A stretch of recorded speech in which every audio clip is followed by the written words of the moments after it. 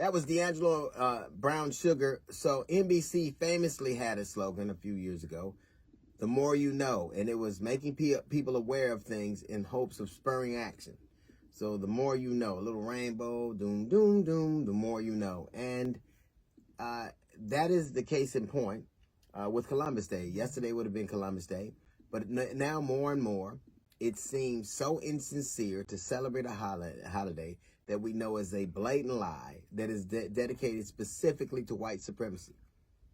The notion that Christopher Columbus sailed across and found America when there were other people living there seemed absurd, but now it just does not hold up to the light of logic. And now, even though it's booked on our calendars, even though banks are closed, even though it's marked as a national holiday, you get a collective eye roll when nobody even says Happy Columbus Day. We don't know what to call it now.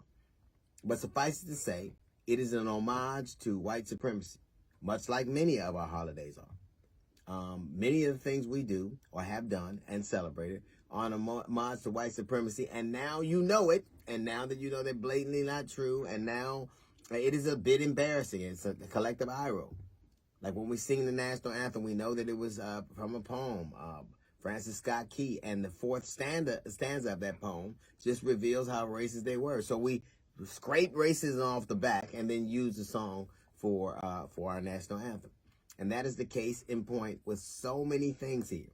We know them to be lies. We know that they were here specifically to prop up this notion of white superiority. And then the more you find out about things, the more it seems illogical and a lie. But they're already marked on the calendar. Like it's like a couple staying together because they don't want to change the stationery. Or nobody wants to change their ID. Nobody wants to go back. So we keep it the way it is. Everybody knows that Columbus didn't discover America. Everybody knows that there were people living here. Those people were brown, but they very much lived here. Everybody knows that the national anthem is a racist poem by Francis Scott Key, but we do it anyway because it's already marked. Everybody knows that those Confederate soldiers weren't freedom fighters. They were there to take the freedom away from specific groups of demographics in our country. But we keep doing it because they're already marked on the calendar. The more you know, knowledge has become power. The power to say, hey, this is ridiculous. We know it's not to be true, but because racism is so ingrained in the fabric of this nation, it's very hard to remove. It's like a host or someone being shot or having an inoperable tumor, and trying to remove the tumor is more harmful than leaving it there. That's the way racism and white supremacy works in America. We know Christopher Columbus didn't discover America. Even when we were children, when I was back many, many years ago, I was like, how did he discover places that somebody already lived? But it's because those people didn't count. And that's the way it was marked down. That's the way it was. And the more you know, the more things change. Because they do not stand up to the light of the truth and logic. It cannot.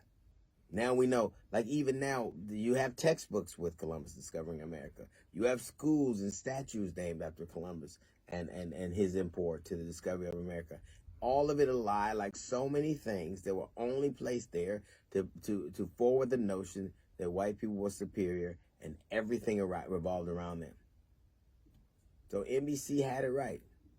The more you know, the more things change. That's a little note from the GED section. We got the Jazz Report coming up in 15 minutes. It's the D.L. Hughley Show.